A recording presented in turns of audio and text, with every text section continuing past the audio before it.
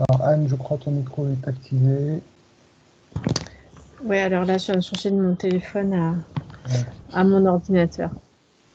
ça arrive. Donc partager, fenêtre, plutôt. Je vais partager l'écran, ce sera plus simple. Bon. Voilà, vous voyez donc mon écran. Bien, bonjour tout le monde. Donc du coup, je vous propose de commencer par un vrai faux, comme la dernière fois. Je vous laisse regarder. Donc c'est toujours un petit peu d'arithmétique, hein, parce qu'il y a des questions, il y a des QCM, et puis ça nous permet aussi de structurer notre raisonnement quand il s'agit de faire une démonstration. Alors, donc il y en a 3 ici. Donc la première proposition, si n est pair, alors n est multiple de 6. Est-ce vrai?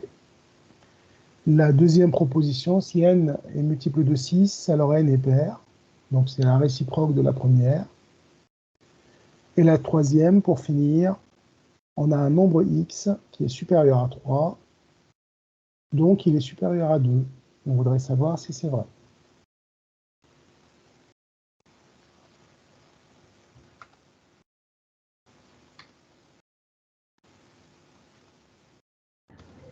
Monsieur Pacha, j'ai une question. Oui. Les 3 sont indépendantes? Les 3 sont indépendantes. On a 3 D'accord, propositions, en effet. merci. Donc, ça, c'est la proposition P1. Ça, c'est la proposition P2. Et ça, c'est la troisième proposition.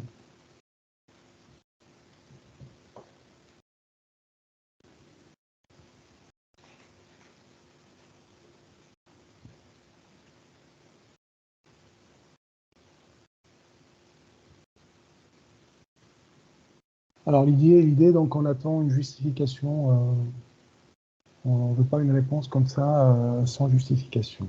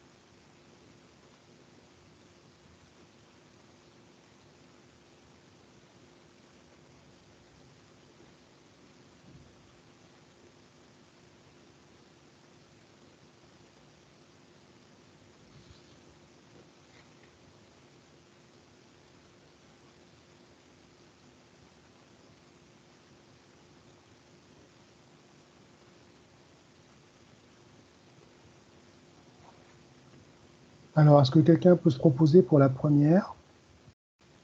Donc, si n est pair, alors n est multiple de 6. Ben, je veux bien. Oui, C'est Anne. c'est Pardon. un. Ok. Euh, alors, moi, j'ai pris, donc, par exemple, le nombre 2 ou le nombre 4. Oui, donc n égale 2.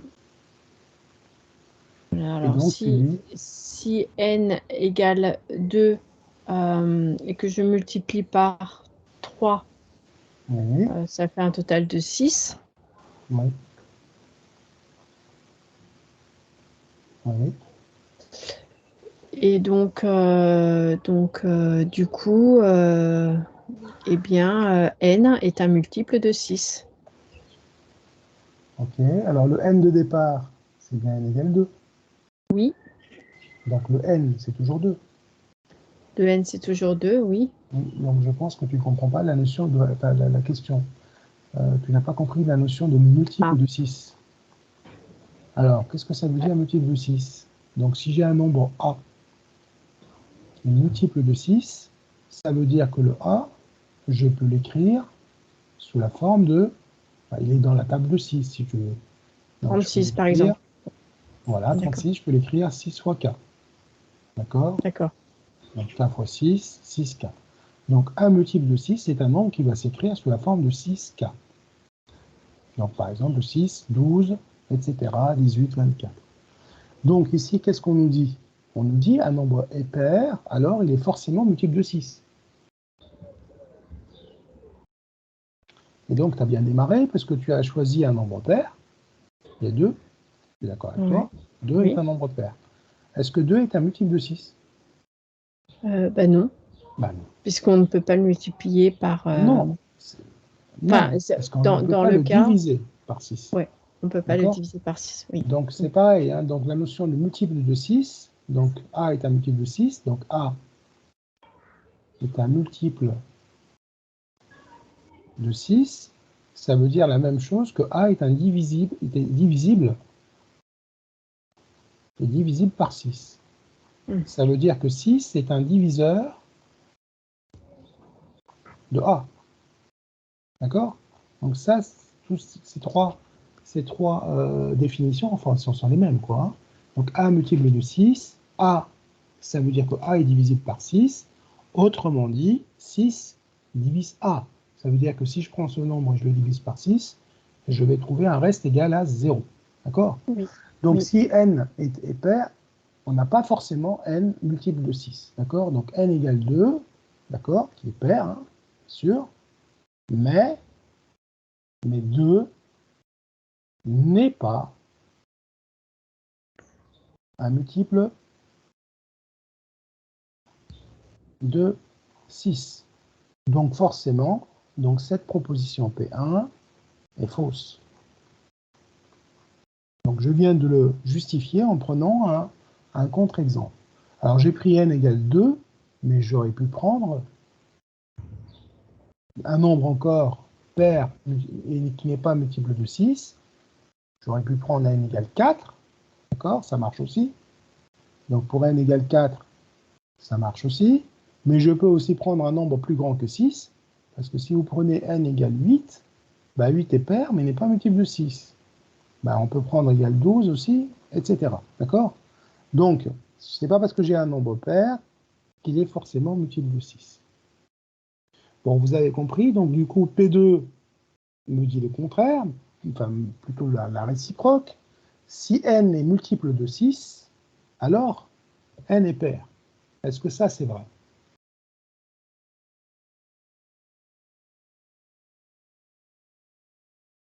Si je prends un nombre n quelconque, multiple de 6, est-ce qu'il sera forcément pair? Moi, j'ai dit oui. Ben oui. Alors maintenant, par contre, Mais on ne en peut pas... fait, Oui, voilà, moi, c'est pour expliquer, Monsieur Bachat, en fait, oui, j'ai du mal. Donc, j'ai appris qu'un nombre pair, c'était 2K. oui, Après, donc le multiple de 6, pour moi, c'est 6K. exactement. On va démarrer par ça. Mais On après, va... c'est que j'arrive pas, en fait, expliquer. J'arrive J'ai pas, voilà, donner j'ai- l'explication. j'ai compris. On va démarrer. et vous allez voir, Ok. ça va sortir tout seul. Donc, on va prendre un nombre n multiple de 6. Donc, par exemple, 6K. Ok, donc K, je vais le prendre un entier naturel, puisque ici, on peut rester dans les entiers naturels. Ça va très bien. Même si je prends les entiers relatifs, ça ne change rien. Ok. Donc maintenant, la question que je me pose, est-ce que 6K est un nombre pair? Alors, un nombre pair, c'est un nombre qu'on va pouvoir écrire sous la forme de... Donc, un nombre pair, si n est pair, ou si a est pair, si vous voulez, il va s'écrire sous la forme de 2 fois k. On dit souvent 2 fois p. D'accord? Bon, je vais choisir p, puisque c'est souvent qu'on utilise, ça ne change rien pour le raisonnement. Donc, si a est pair, il va s'écrire sous la forme de 2 fois p. Donc, tous les nombres pairs, on va pouvoir les écrire sous la forme d'un multiple de 2. Voilà, 2 fois p. D'accord? Un nombre impair, il va s'écrire sous la forme de 2 fois p. Qu'est-ce qu'on va ajouter? Plus 1. Plus 1. Voilà. Donc ça, c'est un nombre impair. Un nombre impair.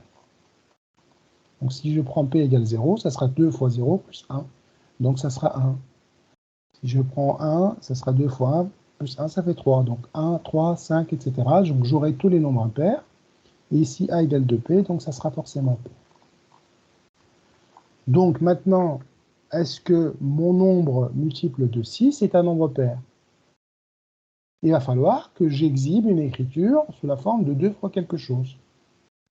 Ben, j'ai déjà le début. Donc regardez, donc on a déjà dit que n égale, on sait que n égale 6 fois k. Mais 6, c'est un nombre pair. Donc il va s'écrire 2 fois 3. 2 fois 3. Donc je vais avoir, donc ça c'est mon 6 que j'ai décomposé sous la forme de 2 fois 3. Donc j'aurai 2 fois 3 fois k. Et donc regardez le jeu d'écriture, je vais écrire ça sous la forme de 2 fois. Alors je vais mettre des parenthèses pour vous montrer que j'ai isolé ce nombre-là. Donc c'est 2 fois 3k.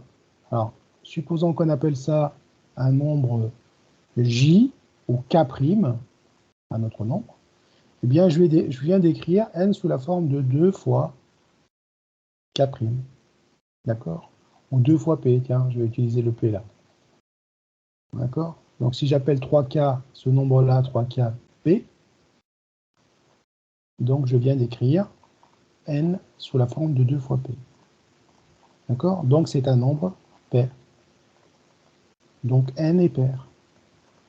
Alors on peut l'expliquer en français, hein, en disant quoi? Bon, ça c'est l'écriture mathématique, en disant que n égale à, c'est un multiple de 6, et on sait que tout multiple de 6 est un nombre pair, alors n est un nombre pair. D'accord? Tout multiple de 6, c'est un multiple d'un nombre pair, et un multiple d'un nombre pair, c'est un nombre pair. C'est ce que je viens d'écrire. D'accord? Donc ça, c'est un multiple d'un nombre pair, 3 fois 2. D'accord? Donc c'est un multiple d'un nombre pair.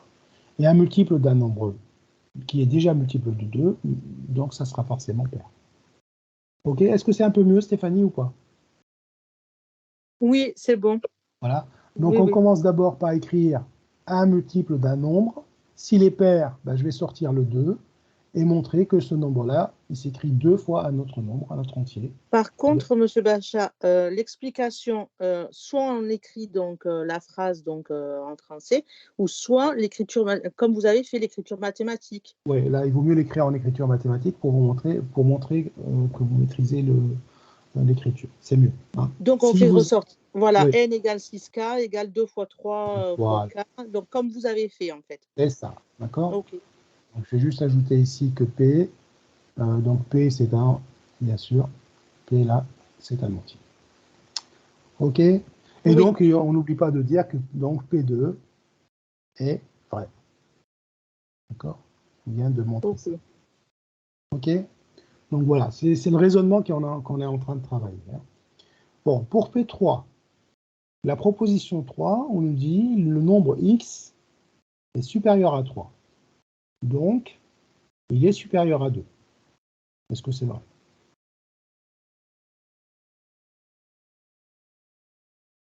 Donc, je vous rappelle que supérieur, c'est plus grand.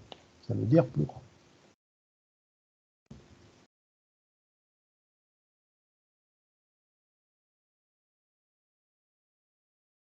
Alors, qu'est-ce qu'on va faire dans ce cas-là? Dès que vous avez, quand on parle de supérieur-inférieur, je vous conseille de tracer votre droite. D'accord? Enfin, voilà, une droite. Histoire de bien positionner les choses et de ne pas vous embrouiller. Alors, qu'est-ce qu'on nous dit? On nous dit x est supérieur à 3. Le 3, il est ici. Donc, x supérieur à 3, ça correspond à la demi-droite que je viens d'assurer ici. D'accord? Au passage, donc ça veut dire l'intervalle, parce qu'on a parlé des intervalles lors des premières séances, 3 plus l'infini. Ça, c'est hors sujet, mais je vous le dis en plus. Alors, si je dis supérieur ou égal à 3, on va dire que le 3, on le prend. OK. Donc, x se balade sur cette demi-droite. C'est ça, x supérieur à 3. Je vais marquer supérieur égal à 3. Donc, est-ce qu'il est supérieur à 2? Oui. Bah oui, forcément, puisque le 2, il est là. D'accord? Donc, x supérieur à 3, même strictement, on va dire supérieur égal, et donc, forcément, on aura x supérieur à 2. Donc, si x est supérieur à 3, alors, il est forcément plus grand que 2. Il est déjà plus grand que 3. Donc, cette proposition est vraie. D'accord? Un petit schéma, on résume la situation. OK? Donc là, c'est pour bien lire les choses. Alors maintenant, si on la lit dans le sens réciproque, donc si x est supérieur à 2, est-ce qu'il est forcément supérieur à 3? La réciproque de P3.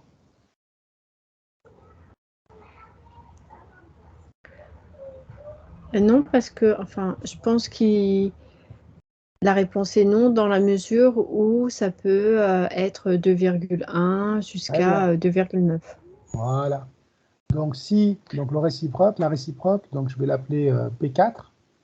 Donc si x est supérieur à 2, je vais assurer cette partie-là, en rouge. Donc si x est supérieur à 2, est-ce qu'il est forcément supérieur à 3? Ben non. Vous avez tous les nombres qui sont là, qui ne sont pas, qui contredisent la règle, enfin, qui contredisent la P4, la proposition 4. Donc ici, si je prends par exemple x égale 2,4, je prends n'importe quoi, hein, entre 2 et 3. Donc 2,4 est bien supérieur à 3, à 2, mais on est d'accord que 2,4 est inférieur à 3. Il n'est pas supérieur à 3. OK? Donc P4 est fausse. Donc P4, pour mémoire, pour rappel, hein, P4, c'est la réciproque de P3. Donc attention, c'est pas parce qu'une proposition est vraie dans un sens qu'elle est vraie dans le sens qu'elle est obligatoirement vraie dans le sens réciproque. Voilà. C'était ça l'idée de cet exercice, de jongler un petit peu entre le sens direct et le sens indirect ou le sens réciproque. On aura forcément à utiliser ce genre de raisonnement dans les théorèmes. OK? Bon, ben voilà. Ok. On va passer à autre chose, sauf si vous avez des questions entre-temps. Non? C'est bon? Non, c'est bon. OK, donc gardez à l'esprit bon. ce raisonnement et cette façon de gérer la rédaction. On va passer à une autre question, un autre type d'exercice. Alors, vous allez avoir besoin d'une calculatrice à mon avis. Donc, de quoi il s'agit? On a un article qui coûtait 110 €. Donc, un article de sport, de ce que vous voulez, donc qui coûtait 110 €. Pendant 2 années consécutives, il subit chaque année une augmentation de 10%. Donc, la première année, une augmentation de 10%. L'année suivante, une augmentation également de 10%. Quel est son prix actuel? OK? Allez, Ok. je vous laisse plancher là-dessus. Donc, il y a plusieurs façons de gérer, de s'attaquer à ce problème. Je vous laisse trouver la vôtre et puis après, on échange là-dessus.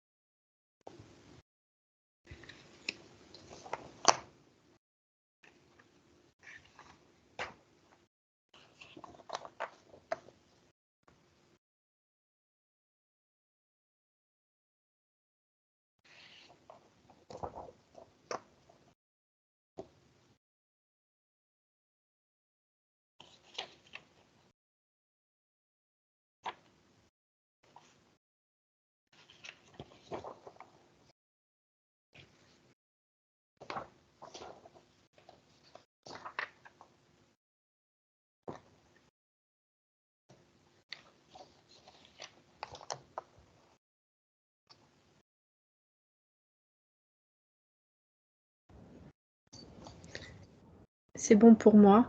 OK. Quand, aussi. quand, OK, Stéphanie. quand c'est marqué son prix actuel, c'est-à-dire son prix final, en fait. Son prix final, c'est ça. D'accord. Deux années après. D'accord. OK, bon, vous êtes... bon, OK, donc au choix. Qui veut, qui veut rédiger, qui veut donner sa réponse? Bah, je veux bien. Allez. Donc, la première année, l'article coûtait 110 €, Donc là, on va écrire P. Bon, P, c'est le prix initial, 110 €. OK. auquel on a ajouté 10% d'augmentation, Oui. donc plus 10%, Donc P1, donc le prix une année après. 110 plus 10%. Alors 110 plus, comment je vais l'écrire? 110% comme ça? Non, 10%. OK. J'écoute, 10. hein. Donc Ah, j'écoute ce que tu pardon. dis. 110 plus Plus. 10. Ouais. Alors, moi, je l'écris en pourcentage, mais Donc là, on est en train de rédiger sur une copie de CRPE, hein. OK? Qu'on ah, soit d'accord. Ah oui, oui. d'accord. Là, Pourquoi je l'aurais pas écrit comme ça? comment tu vas l'écrire? Moi, je n'ai pas fait comme ça. Ouais. OK. J'aurais fait 110.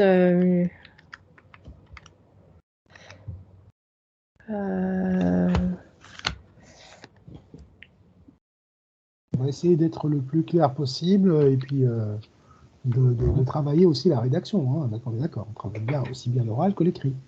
Donc, une augmentation de 10%, d'accord, ça représente donc 110%. Attention, 110%, ça n'est pas 110 €, hein, donc Non. voilà. Donc, comment je vais rédiger voilà, comment je vais trouver mon prix P1, c'est ça que tu cherches, hein, le prix au bout de la première année, avec une augmentation de 10%. Qu'est-ce que je dois rédiger? Dites-moi.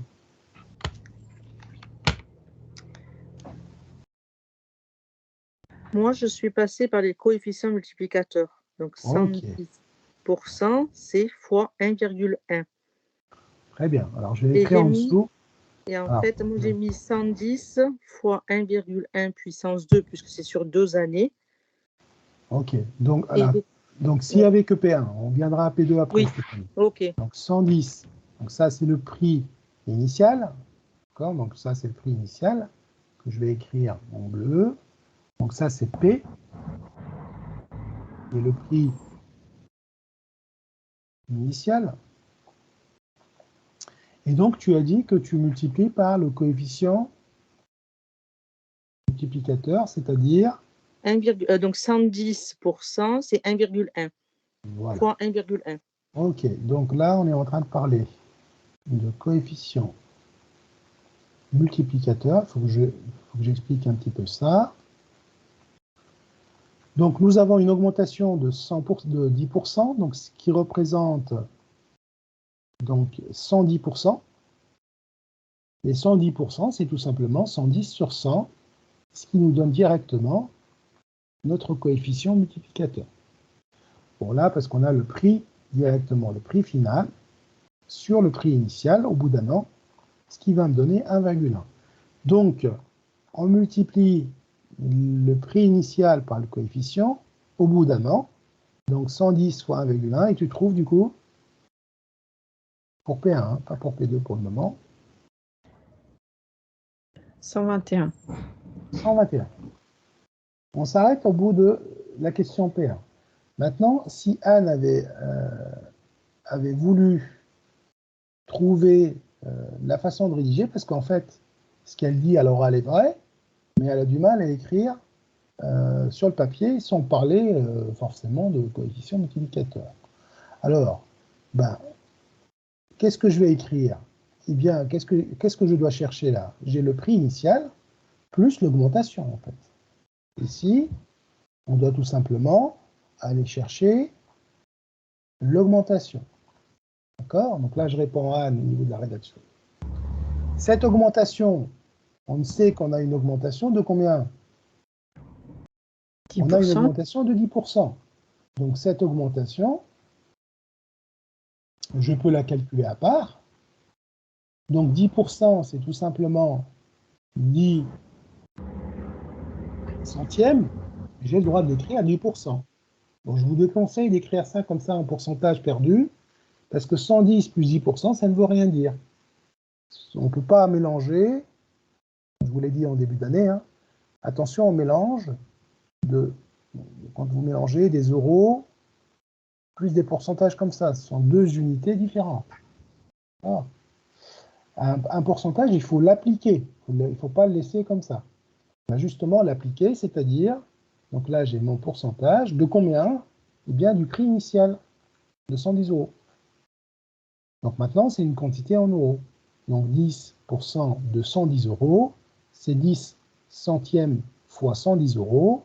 Et 10 centièmes fois 110 euros, vous allez trouver le dixième de 110, c'est-à-dire 11 euros.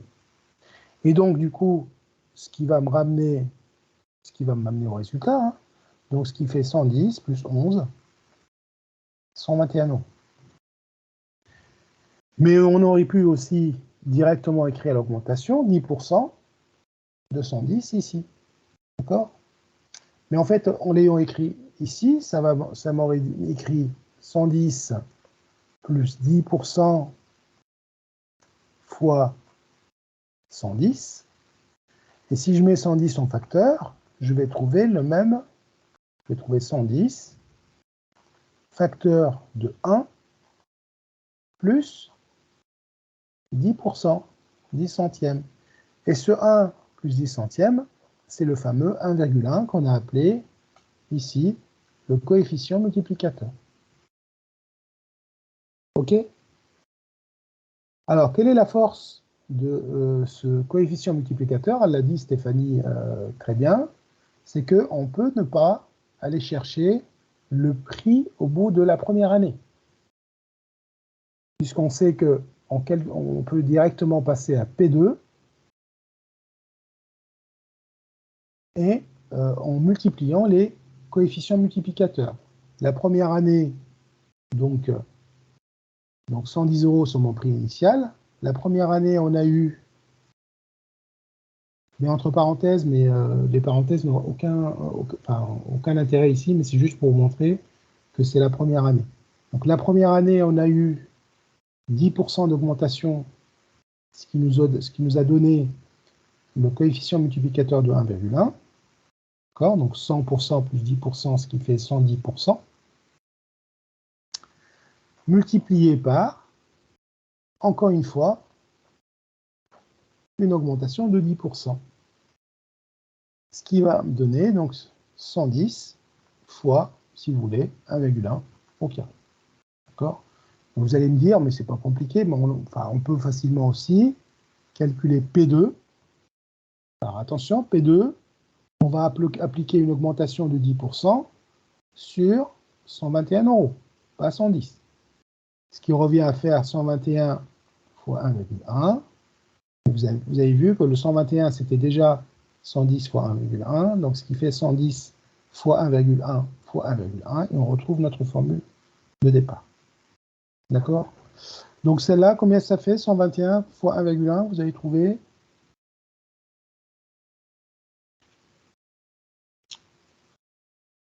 Oui? Non? 133,10. 133,10. 133,1. Alors, on n'a pas besoin de calculatrice, hein, puisque multiplié par 1,1, c'est ajouter 10% de 121. Et 10% de 121, c'est 12,1. Donc 12,1 plus 121, ça fait 133,1. Donc ça, c'est la force des coefficients multiplicateurs. J'avoue qu'on peut facilement... Je vais vous demander juste de couper les micros parce que j'entends, voilà. On peut facilement calculer P1, ensuite P2 parce que c'est 2 années, mais on peut facilement vous demander si on a, par exemple, une augmentation, une inflation de 2% chaque année sur 10 années. D'accord? Et donc là, il y a une différence entre faire 10 calculs et un seul calcul. Parce que si vous passez par le coefficient multiplicateur, vous savez que vous avez une augmentation avec un taux qui est toujours le même, 2%. Donc 2%, ça représente un coefficient de 1 plus 2 centièmes, ce qui est égal à 1,02, donc 2 centièmes. Et vous allez tout simplement multiplier par ce coefficient-là que vous allez élever à la puissance 10, d'accord? Parce que 1,02 fois 1,02, 10 fois, ce qui représente 1,02 à la puissance 10, et vous multipliez ça par le prix d'un article 10 ans avant, et vous allez trouver son prix au bout de 10 ans avec une inflation de 2% chaque année. Bon, c'est des calculs un petit peu, enfin on est sur une moyenne, hein, mais la maîtrise de ces calculs-là, enfin je voulais vous montrer ici l'intérêt de l'utilisation de ce coefficient multiplicateur. C'est pour ça que je vous ai mis une vidéo tout à l'heure sur le, je ne sais pas si vous l'avez vu, je vous ai mis un lien sur une vidéo qui reprend tout ça à tête reposée avec des exercices corrigés et commentés pour bien voir l'intérêt de ce calcul. On peut ne pas l'utiliser, on est d'accord, hein. Ce n'est pas une obligation. Alors, le document que je vous ai mis, donc ici, vous l'avez, le document, je vous l'ai mis il y a un moment, hein. Donc, il reprend ce que c'est qu'un coefficient multiplicateur. Donc, c'est la valeur d'arrivée sur la valeur de départ. Si vous avez le prix initial et le prix final, vous faites le prix final divisé par le prix de départ, vous allez trouver le coefficient multiplicateur sans problème. Eh bien, avec quand même un petit peu de raisonnement avant, si vous avez une augmentation de 10%, on vient de le voir, on a eu un coefficient de 1,1, d'accord? Donc c'est 100% plus 10%.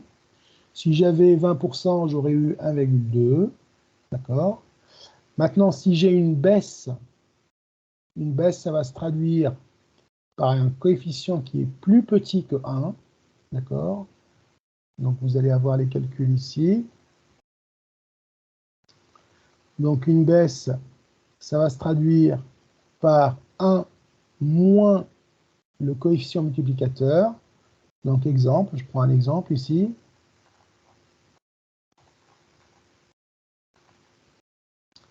Par exemple, je calcule mon coefficient multiplicateur, je trouve qu'il est égal à 0,95. Donc, je vais avoir un taux de baisse de 1 moins 0,95 qui va me donner un taux de 5%. Donc, 5 centièmes, c'est-à-dire 5%. Donc, dès que vous calculez votre coefficient multiplicateur, vous avez directement, enfin presque directement, vous allez avoir tout de suite, si t est plus petit que 1, donc vous allez avoir une baisse. Si, pardon, le coefficient, je parle du coefficient d'abord. Donc si le coefficient est plus petit que 1, vous allez avoir, je vais effacer complètement. Donc si j'ai un coefficient plus petit que 1, donc c'est une baisse. Et si j'ai un coefficient multiplicateur plus grand que 1, ben j'ai une augmentation.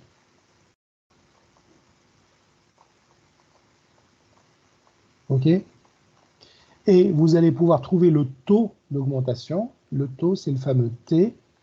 Et donc, 1 moins le coefficient multiplicateur, quand il s'agit d'une baisse, vous trouvez le taux.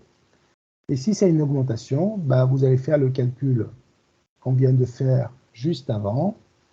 Donc, si c'est une augmentation, vous allez avoir le coefficient multiplicateur qui est déjà supérieur à 1 moins 1. Donc, exemple ici, le calcul de l'exercice précédent nous a donné un coefficient donc, de 1,1. On va soustraire 1 et on va trouver 0,1, c'est-à-dire 10% d'augmentation. D'accord? OK? Voilà, je vous ai écrit, donc je l'ai fait un petit peu rapidement le cours, enfin cette partie cours, mais ce n'est pas des choses compliquées. Je l'ai pris un petit peu à l'envers. Je reprends l'exemple de départ. Si vous avez un nombre d'inscrits à une épreuve qui passe de 200 à 400 candidats, donc ici, on est passé de 200 à 400 candidats. Quel est le coefficient multiplicateur?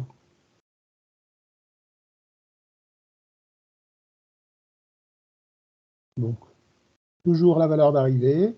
Sur ma valeur de départ que j'ai appelée dans les cours précédents la valeur référence. Donc, je passe de 400, de 200 à 400. Donc, 400 sur 2, je trouve un coefficient de 2. Il est supérieur à 1. Donc, c'est une augmentation. Mais une augmentation de combien? J'applique ce que je viens de dire ici. Donc, le taux d'augmentation est de, si je le veux en pourcentage, ça sera le coefficient moins 1. D'accord? Donc, ça va me donner 1. Sauf que là, je ne suis pas en pourcentage. Donc, je vais tout simplement multiplier par 100. Donc, vous allez avoir, en fait, ici, 100% d'augmentation. Ben, en effet, vous êtes passé de 200 candidats, plus 100%, donc plus 200. Donc, la valeur d'arrivée est de 200 candidats. OK? Donc, je résume un peu les choses. J'ai été un petit peu trop vite, peut-être. Donc, le coefficient pardon, pas de proportionnalité, de multiplication, multiplicateur, qui va nous servir pour les calculs dans les pourcentages. Comment je fais pour le trouver? Eh bien, ce coefficient, vous le trouvez si vous avez le prix final, donc c'est la valeur d'arrivée, sur le prix initial, la valeur de départ,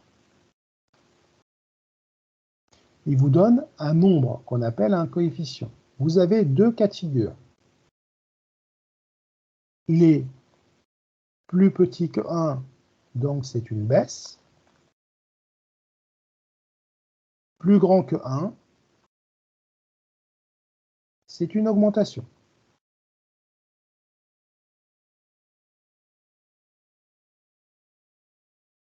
Très bien.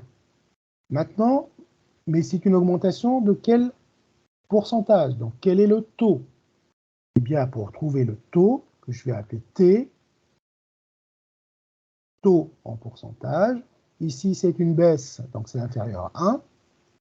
Donc, 1 moins votre coefficient fois 100.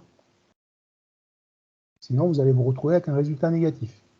Ou bien, quand vous trouvez un résultat négatif, c'est-à-dire que c'est une baisse. Dans le cas d'une augmentation, le coefficient est plus grand que 1, donc mon taux d'augmentation, donc ça sera le coefficient moins 1, puisqu'il est plus grand que 1. Et cette différence, vous la multipliez par 100, vous trouvez votre taux d'augmentation en pourcentage. C'est une gymnastique, voilà, c'est une réécriture de ce qu'on sait. Donc, à vous de voir si c'est utile ou pas. Moi, je trouve que c'est utile. C'est ce qu'on conseille aux élèves à partir de la seconde. Au lycée, on va plutôt utiliser les coefficients. C'est beaucoup plus simple à manier que des calculs d'augmentation comme ça, qui nous font perdre un petit peu de temps et qui sont source d'erreurs parfois, et très longs ou trop longs quand il s'agit d'une augmentation sur quelques années. OK? Je vous propose de faire quelques exercices pour essayer de comprendre ça. Alors, augmenter de 3% revient à multiplier par quel coefficient? À votre avis, on va multiplier par un nombre déjà plus petit ou plus grand que 1? Plus grand. Plus grand. On est d'accord que ça sera plus grand que 1. Mais combien? 1,03. Très bien. Voilà. Voilà. 1,03. Mais regardez, c'est très simple à voir. Le 1 supérieur à 1, donc c'est une augmentation, mais une augmentation de combien? Bah, de 3 centièmes. Bah, 3 centièmes, c'est 3%. C'est terminé. Donc, si vous avez votre coefficient, donc on vous dit, bah voilà, vous avez un prix de, je ne sais pas moi, de 105 € avec une augmentation de 3%, bah, le prix final, ça sera 105 fois 0,3. Et vous trouvez votre résultat. Bon, voilà, je ne vais pas le calculer, mais vous voyez, c'est très rapide. OK? Diminuer de 10% revient à multiplier par quel nombre?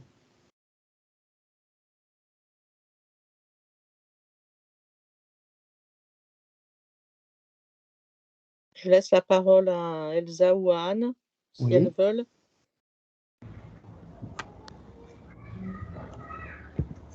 Stéphanie, qui vous laisse la parole, donc à vous.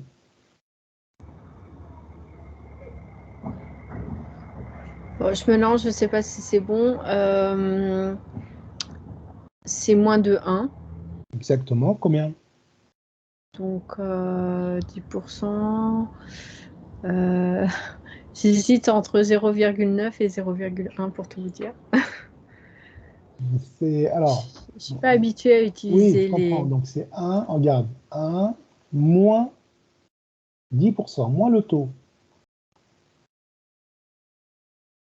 Ici, c'était 1 plus 3 centièmes.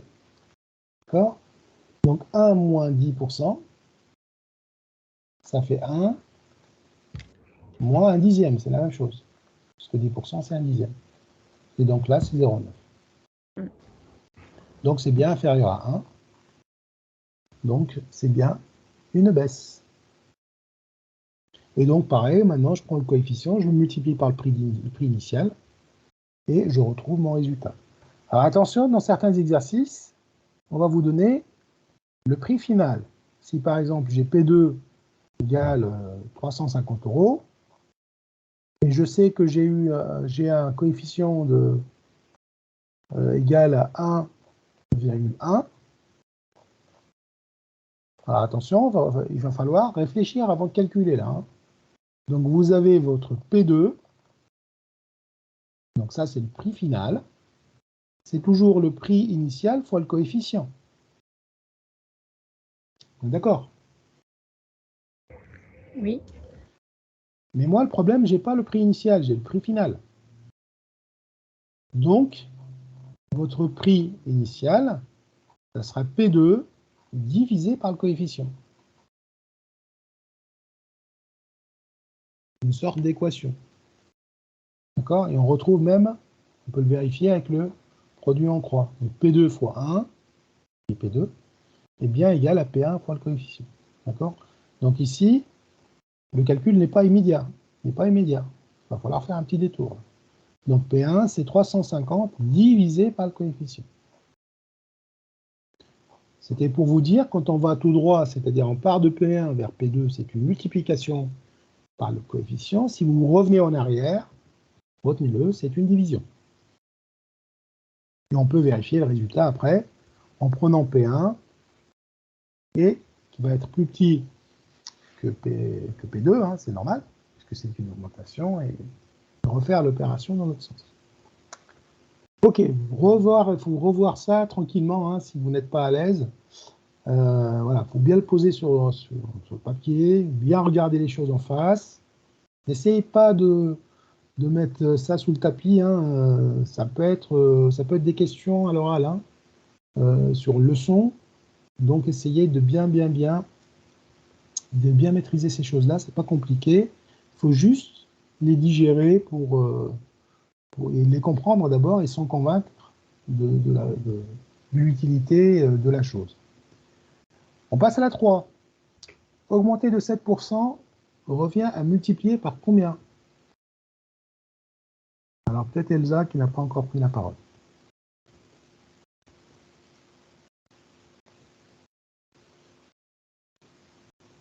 Donc là, regardez, vous avez ni prix initial ni prix final. On vous demande juste le coefficient. Donc, pas la peine d'aller chercher les exemples. Alors Elsa, supérieur ou inférieur à 1 déjà?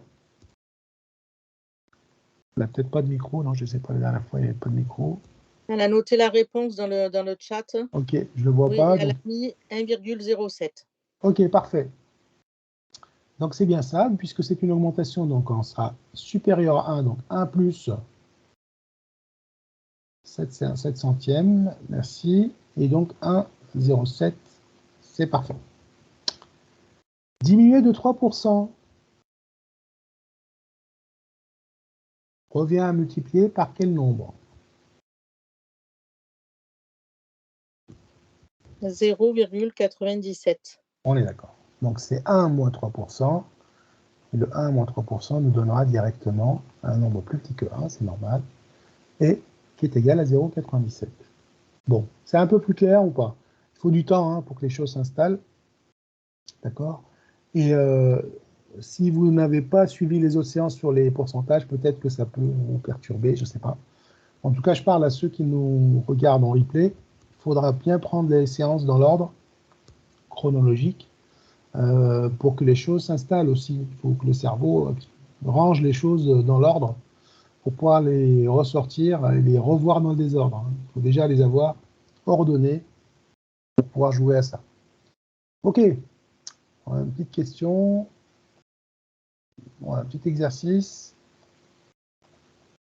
Alors, qu'est-ce qu'on vous dit dans cet exercice? Le prix d'un article subit la première année une augmentation de 10%. Puis l'année suivante, une baisse de 10%. Donc une année, ça flambe de 10%. L'année d'après, une baisse magique de 10%. Alors, cet article a retrouvé son prix de départ. Première proposition. Bon, on fait. Et on vous dit, cette proposition est-elle vraie? Et on vous demande de justifier votre réponse. Voilà pour cet exercice. Je vous laisse réfléchir. Et on se voit dans quelques minutes pour commenter les solutions ou la rédaction de la correction. Donc là aussi, c'est des questions qui peuvent tomber à l'écrit et à l'oral. C'est des questions classiques.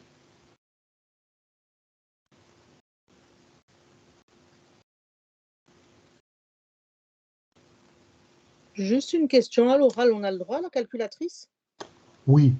Oui, Oui. ok. Bon, après l'idée, en fait, l'oral, c'est pas de vous piéger sur le calcul. Hein. Oui. C'est plus le raisonnement.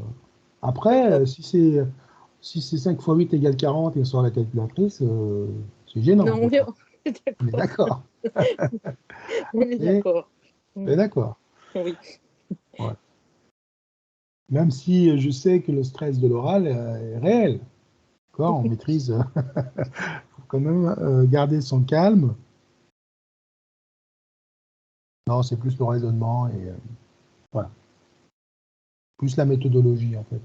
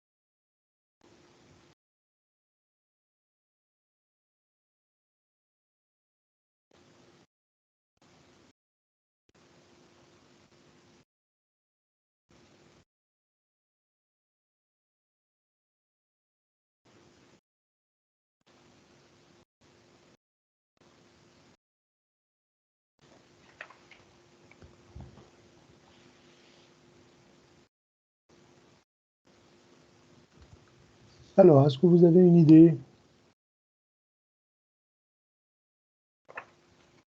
Oui, pour moi. Ok, pour Stéphanie. Les autres, vous avez besoin de plus de temps ou c'est trop difficile?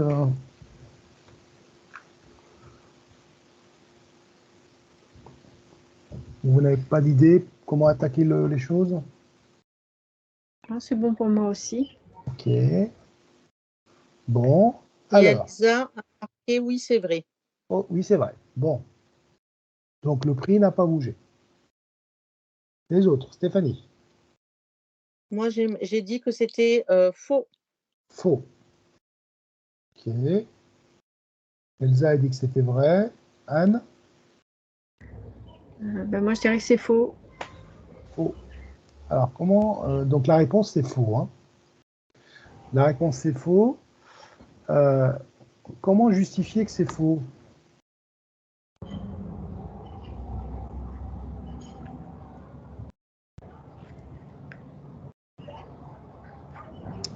Alors, vous avez deux façons d'attaquer la justification. D'abord, on va réfléchir pourquoi ce serait faux assez rapidement. Donc, j'ai un prix initial que je vais appeler P, P1. Ensuite, je vais passer à P2. Ensuite, je vais passer à P3. Le prix initial va augmenter de 10%. D'accord? Les 10% d'augmentation,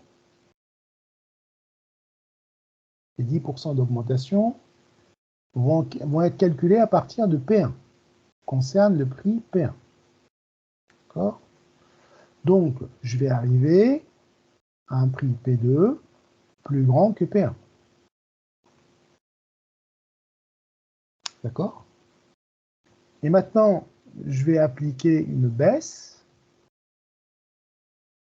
de 10%. Les 10% qui sont là s'appliquent sur P2, qui est plus grand que P1. Donc, je vais arriver à un P3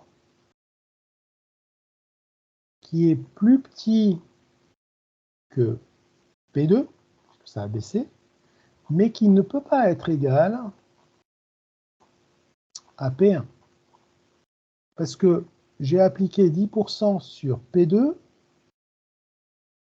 qui est plus grand que P1. D'accord? Donc, forcément, le P3 ne revient pas à P1. Donc ça, c'est le raisonnement un petit peu rapide. En fait, ça, c'est une source d'escroquerie assez courante, assez répandue. Ben voilà, je vous ai affecté 10%, regardez, ben voilà, on va appliquer 10% et on revient à prix initial. Ben non. D'accord? Alors, si vous n'avez pas compris les explications là, on va le faire avec un exemple numérique. On fera le calcul après. Donc, si je prends P1, donc pareil, P2, P3. Donc, une augmentation de 10%. Et si je prends un exemple, donc P1 égale 100 euros, histoire d'être le plus simple possible. Donc, je vais arriver à P2 égale à combien, du coup? Bah, augmentation de 10%. Je vais augmenter ce montant de 10%. Le dixième de 100 euros, c'est 10. Donc, P2, c'est 110 euros. Maintenant, je vais appliquer une baisse de 10%. Et donc, ces 10% qui sont là sont sur les 110 euros.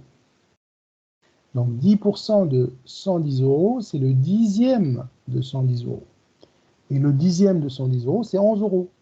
Donc, votre P3, ça sera 110 moins 11 euros, qui va nous donner, si je ne me trompe pas, 99 euros.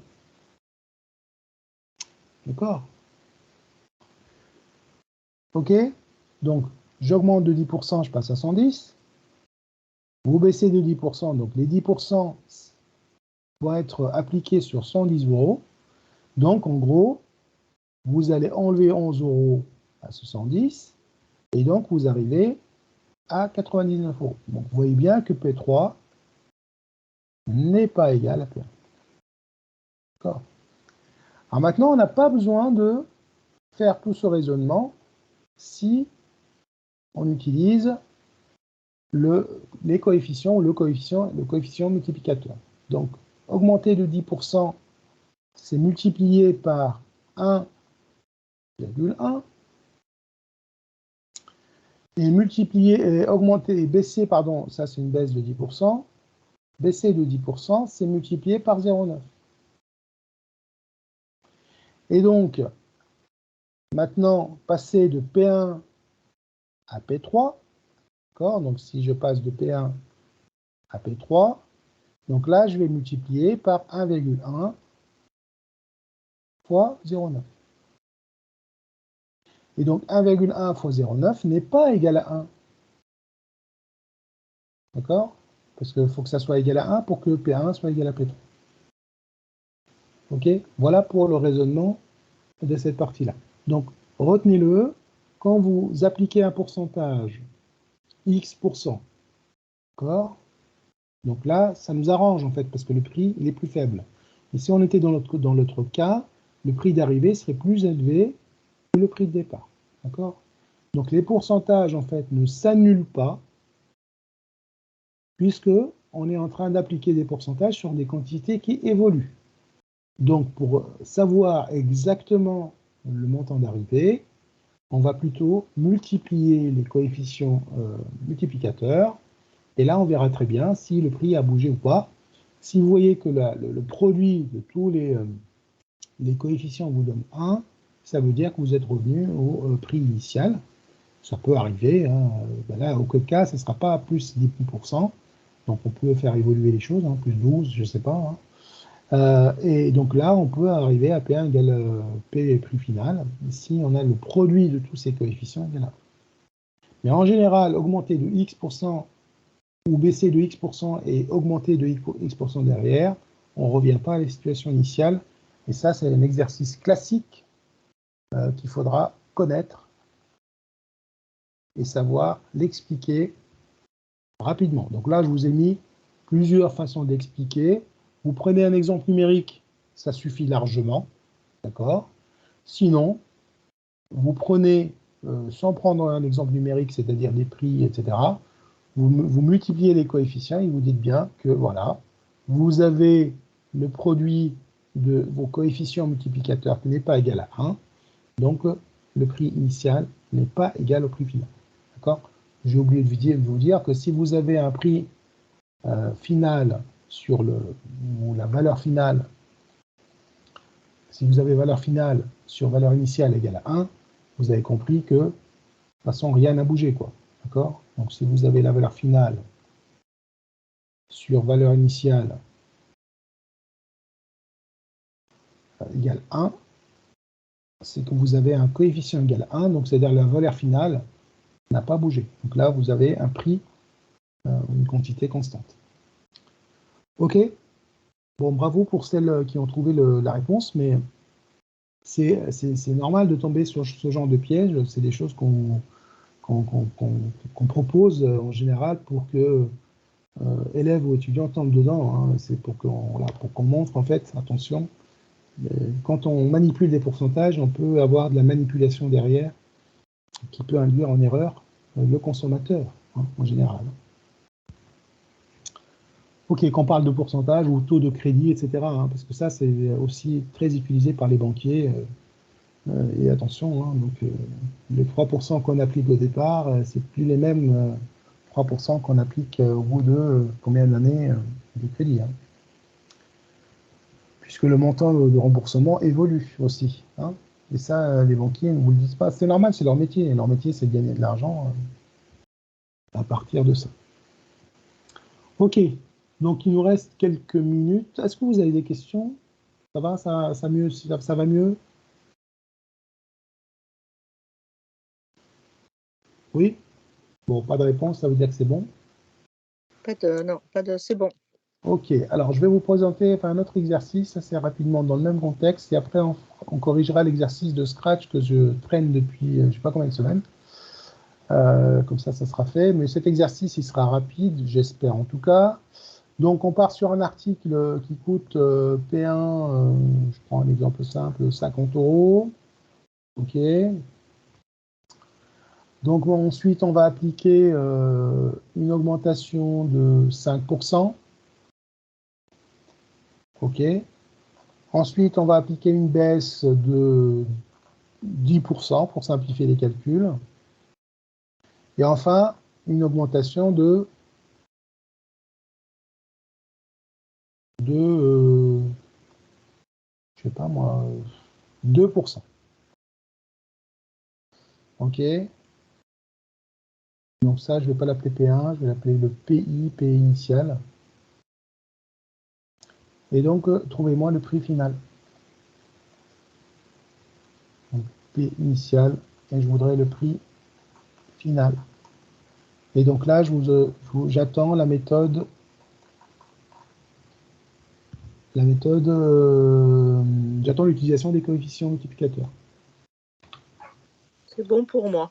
Ok, voilà que c'est rapide, c'est clair et net. On attend que tes camarades aient fini.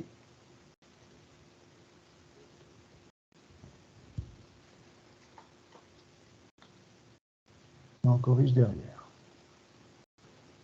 Donc, prix final égal.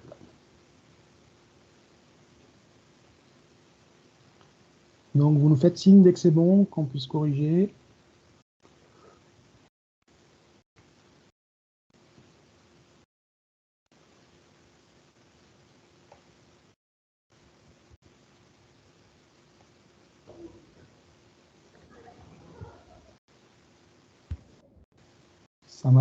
Ça m'a l'air OK pour... C'est bon. OK. Elsa, elle a dû écrire. Bon, Stéphanie a Non, fini pas la première. encore. Pas encore. Bon, Pas Stéphanie a encore, fini. non, non. Ça marche. Stéphanie a fini la première, donc c'est elle qui corrigera. On attend Elsa? On attend encore une petite Ok. minute.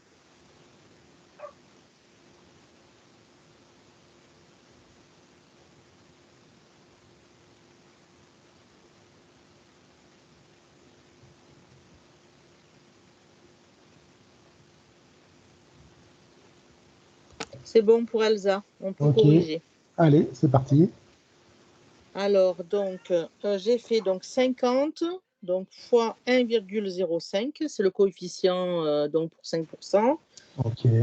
fois ensuite, j'ai fait tout d'un coup, j'ai tapé à la calculatrice. Oui, oui, oui, on va faire tout d'un coup. OK.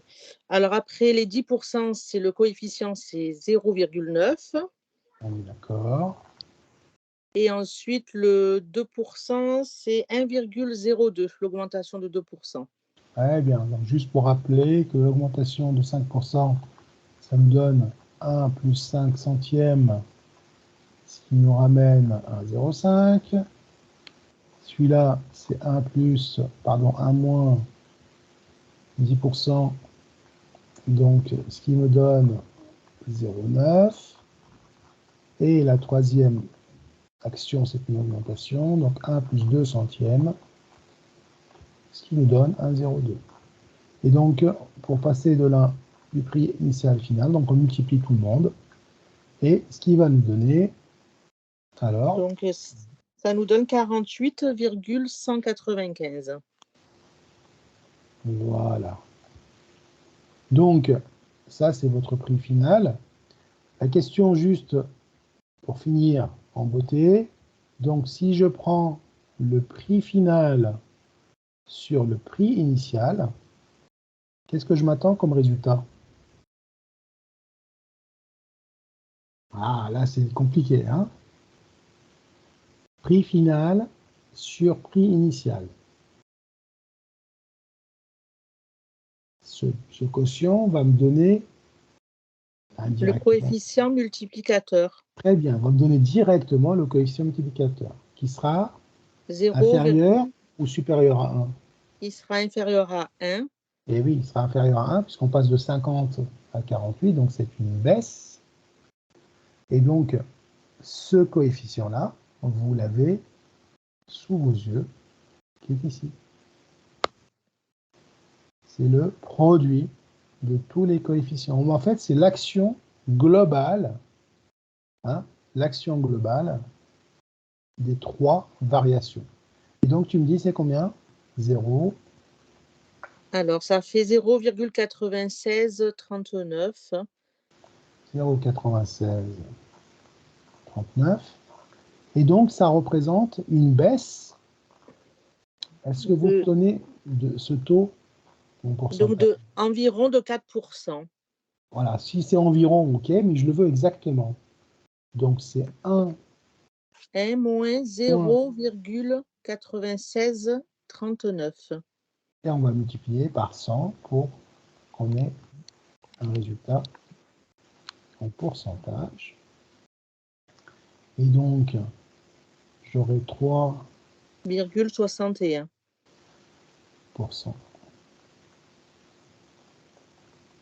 Voilà. Donc, le fait de combiner les trois m'avait permis de... c'est comme si j'avais une baisse de 3,61%. Donc, voilà l'intérêt des coefficients multiplicateurs dans un exercice. On a vu presque tous les cas et tous les exemples de calcul. OK. Bon, on va passer sur Scratch rapidement. Alors, Scratch, c'était, qu'est-ce que j'ai demandé? Rappelez-vous, c'était cette fiche-là. Alors, c'était pas compliqué à faire, mais je reviens dessus parce que, bon, je sais que vos camarades suivent le replay. Alors, c'est un exercice avec Scratch pour juste vous sensibiliser sur la notion de coordonnées. On renvoie à la notion de coordonnées, d'accord, d'une part. Et d'autre part, c'est pour comprendre que, en fait, on peut faire des déplacements en donnant juste les coordonnées à Scratch, les points, et en bougeant avec le crayon en position d'écriture, bah, ça va nous permettre de tracer des figures. On peut tracer, par exemple, le chiffre 4 ici, en jouant juste sur les coordonnées. D'accord? Alors, comment on fait pour avoir cet arrière-plan? Donc, un petit rappel, hein, ça ne fait pas de mal. Donc, du coup, on commence d'abord par aller chercher le stylo. Voilà, avec le plus ici. Ensuite, on va tout simplement aller chercher l'arrière-plan. Et donc, l'arrière-plan, il y en a un qui est à la fin. J'attends que ça se charge. Voilà. Les trois derniers, donc c'est celui-là avec les coordonnées. Voilà. Une fois que vous avez votre plan, là, donc on a notre repère. Donc maintenant, on peut faire ce qu'on veut. Donc par exemple, je ne vais pas utiliser la lettre, je vais tout simplement demander à Scratch de tracer un carré de côté 100, centré en l'origine du repère, qui est le point de coordonnées x égale 0, y égale 0. Donc je vous rappelle que l'axe horizontal, c'est l'axe horizontal ici, c'est l'axe des abscisses. L'axe vertical, ce qu'on appelle l'axe des ordonnées. Hein. Donc souvent c'est la lettre y que vous trouvez sur l'axe des ordonnées.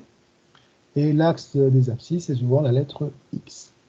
Donc on nous dit, donc ça va de moins 240 à plus 240 au niveau de la scène sur l'axe des abscisses.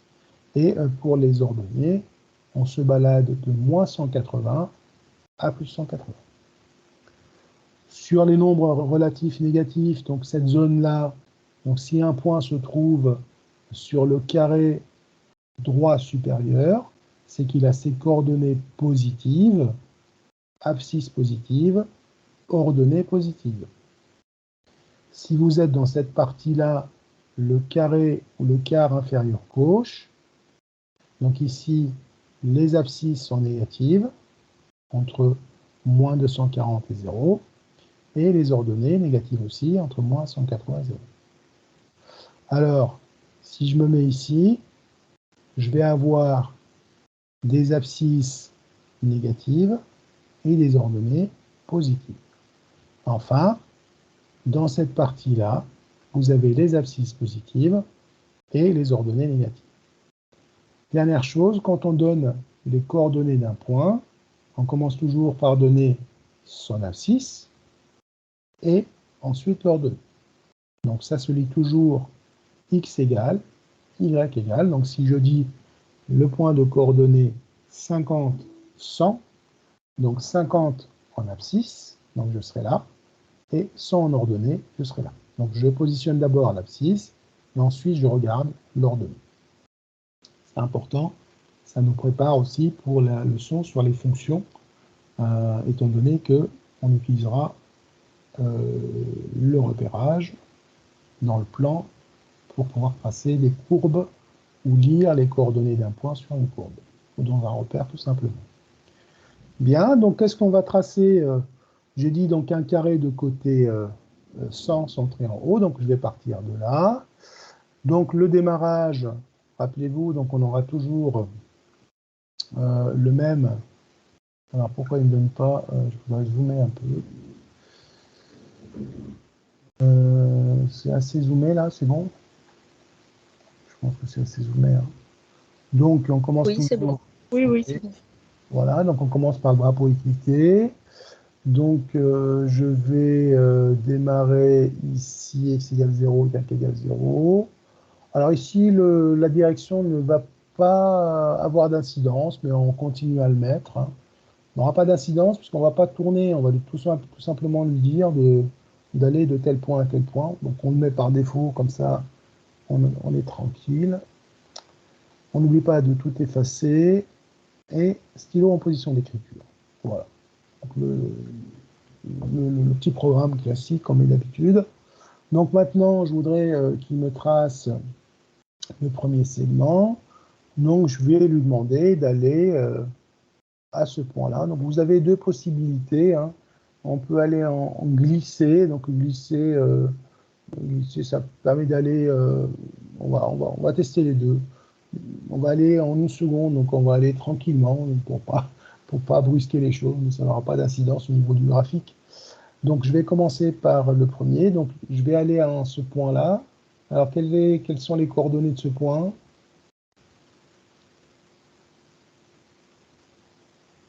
Donc ce point-là, là où j'ai le curseur. Donc, C'est 100 et 0. Voilà, donc je pars de là à là, donc je fais évoluer que l'abscisse. Faire évoluer l'ordonnée, c'est-à-dire monter. Je ne monte pas, donc je reste avec une ordonnée nulle. Donc ce qui me fait, j'augmente l'abscisse de 100 et je reste avec une ordonnée nulle. Alors on va exécuter ce petit bout, voilà, ce qui m'a permis de tracer le premier segment. Voilà. On va tester le glisser en une seconde. Je pense qu'il n'y aura pas beaucoup de différence. Et ça va aller en douceur. Hop, voilà. Il va faire les choses calmement. Bon, voilà, quoi. Ça dépend comment vous voulez les choses. Donc, à partir du moment où je suis dans ce point-là, sur ce point-là, pardon, je ne vais pas tourner. Donc, l'idée, c'est pas de tourner. On va garder que les coordonnées. D'accord? Donc, je vais tout simplement dupliquer cette partie-là. Et maintenant, je vais lui demander de monter au point supérieur pour tracer le deuxième côté de mon carré. Donc, je vais aller à ce point-là. Vous avez compris que maintenant, ce n'est pas l'abscisse qui va être modifiée, c'est plutôt l'ordonnée. Et donc, l'ordonnée va être augmentée de 100. Donc, je garde l'abscisse 100 et je passe à une ordonnée égale 100. Et donc là, si je regarde ce que ça donne ici, donc je refais mon cheminement et voilà, je viens de tracer les deux premiers côtés. Donc c'est une autre façon de voir le tracé, hein. Bon, c'est rare où on vous demande ça dans un concours, mais on ne sait jamais. Mais l'idée, c'est par contre, on peut vous demander les coordonnées des points. Donc c'est pour ça qu'ici, on travaille plus les coordonnées. Par contre, les coordonnées, ça fait partie du programme et ça peut être demandé à n'importe quel moment. Donc, on va tracer le deuxième côté. Qu'est-ce que je vais donner comme coordonnées? Je vous écoute pour le troisième côté. 0 et 100. Alors, 0, donc j'étais à 100, 100. Hein. Donc, je vais passer, c'est l'abscisse qui va baisser tranquillement pour venir à 0. Et l'ordonnée reste la même puisqu'on reste au premier étage. Voilà, pour expliquer les choses naturellement. Donc, on teste et voilà, on a tracé correctement le troisième côté. Et maintenant, pour boucler la boucle, bah là, c'est pas très compliqué. On va revenir donc à l'origine du repère, c'est-à-dire le point de coordonnées 0, 0. Voilà, et on a fini notre tracé. Et donc voilà le glisser, donc ça permet de voir tranquillement ce qui se passe. Sinon, si on le fait en une fois, on ne verra pas les transitions. Et ben voilà, on a corrigé cet exercice de Scratch. Donc la prochaine fois, je ne sais pas ce qu'on va faire, mais je vous tiendrai au courant. En tout cas, on avance un petit peu. Je pense qu'on va on va aller travailler, peut-être continuer l'arithmétique et jeter un coup d'œil sur la décomposition des nombres entiers en produits de facteurs premiers. C'est une partie importante du programme. Ça va entrer dans les simplifications des fractions, PGCD de deux nombres, PPCM. Voilà, il y a pas mal d'exercices là-dessus. Donc peut-être que voilà, on fera un petit peu de décomposition facteur premier. Donc, ça sera une partie leçon, explication de ce que c'est qu'un nombre premier, etc. On fera ça la prochaine fois avec des exercices. Il y a un exercice qui a été proposé par votre camarade sur Teams, sur les pourcentages, donc on le corrigera mercredi prochain. Ça vous convient? Ok. Voilà. Oui, c'est bon.